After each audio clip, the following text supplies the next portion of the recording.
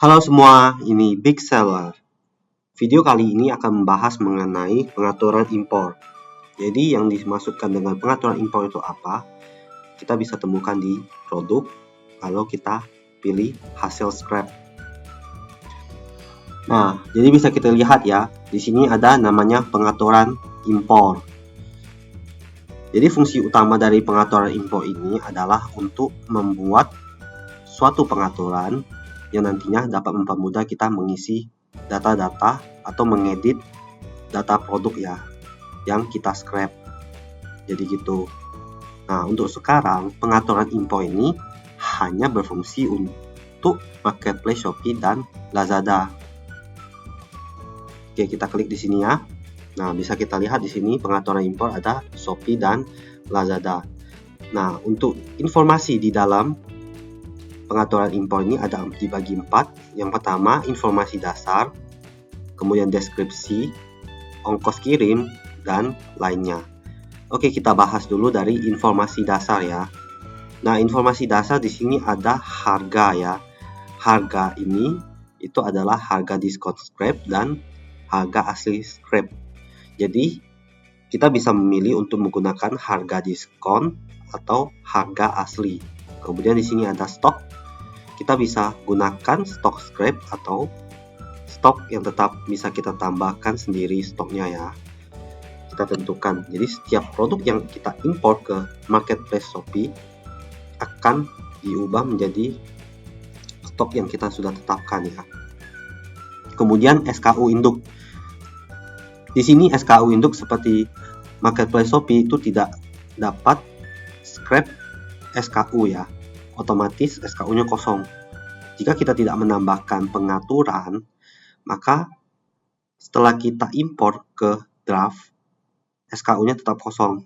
Tapi kita bisa menggunakan pengaturan impor ini untuk menambahkan SKU-nya. Nah, kita bisa. Cara kedua adalah gunakan kode produk atau kustomisasi ya. Nah, kita bisa gunakan kode produk atau kita gunakan kustomisasi. Nah, kustomisasi ini gimana? Kita tinggal tambahin awalannya, misalnya awalannya A, kemudian nomor serinya itu kita bisa pilih 3, 4 sampai 8 digit ya.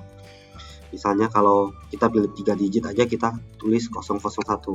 Jadi untuk produk ini nanti adalah SKU-nya adalah 001. Nanti untuk produk selanjutnya yang kita impor dia akan bertambah 1. Setiap impor bertambah 1 gitu. Akhirnya kita bisa tambahkan contohnya kayak ini tuh. Jadi kalau seandainya produk kedua jadi A002P, A003P, seterusnya gitu. Kemudian untuk SKU variasinya itu bisa kita tambahkan juga langsung otomatis mengambil data atau nama variasi. Jadi kita bisa ambil langsung nama variasi di sini. Otomatis ya, kita nggak perlu klik lagi. Jadi otomatis ditambahkan langsung. Kemudian foto produknya bisa kita acak atau kita samakan dengan produk yang kita scrap. Nah, kemudian di sini ada nama produk. Nama produknya bisa kita tambahkan dengan kata-kata yang ingin kita tambahkan, awalan dan akhiran. Atau kita bisa ganti teks. Nah, di sini kita bisa juga untuk menambahkan kosakata sensitif ya. Contohnya kosakata seperti ini yang tidak ingin dimasukkan, kita bisa klik centang atau kita bisa tambahkan misalnya. Gitu. Kita klik tambah, dia bisa bertambah. Lalu kita klik simpan. Nah, secara otomatis dia akan ditambahkan di sini. Jika ada kosakata ini muncul di produk kita akan otomatis dihapus ya. Nah, untuk deskripsi juga hampir sama dengan nama produk ya. Cuman dia ada tambahan satu baru, yaitu hapus nomor telepon. Jadi, seandainya kalau ada nomor telepon otomatis akan dihapus. Begitupun dengan ongkos kirimnya. Semua produk yang kita scrap, kita belum tentukan default untuk jasa kirim. Tetapi dengan pengaturan ini kita bisa langsung atur jasa kirim defaultnya itu kita pakai jasa kirim apa. Nah, contohnya kita pilih aja mau jasa kirim apa gitu. Secara otomatis ya nanti mengikuti pengaturan kita ya. Nah, selanjutnya adalah lainnya. Ini adalah pilihan untuk produk yang baru atau pernah dipakai ya, atau barang bekas ya. Nah, di sini ada yang namanya nama variasi. Ketika kita scrap dari marketplace yang berbeda, ada kemungkinan nama variasi itu lebih panjang dari ketentuan Shopee. Nah, seandainya kalau lebih panjang, dia akan secara otomatis menghapus karakter yang berlebihan tersebut. Itu bisa kita aktifkan di sini ya.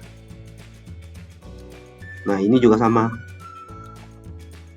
Nama variasi dan opsi variasinya. Gitu. Nah, untuk berat paket, biasanya untuk scrap dari Shopee kita tidak dapat mengambil berat paket ya. Nah, di sini kita bisa tambahkan secara otomatis.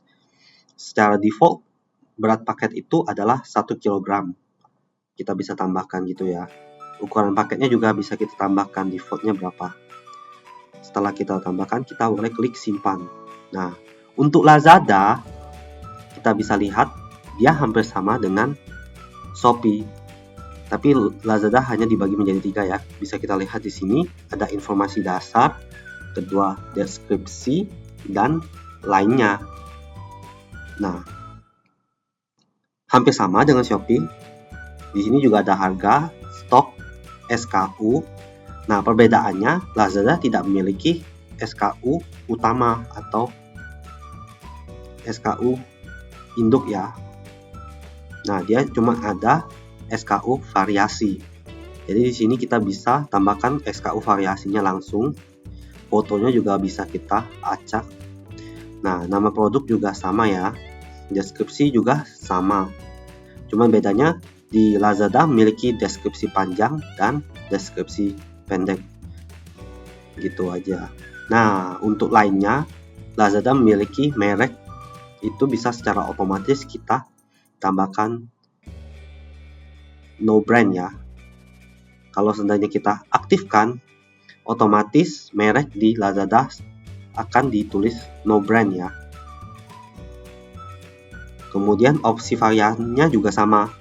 Jika melebihi dari ketentuan Lazada, maka secara otomatis karakter yang berlebihan itu akan dihapus gitu.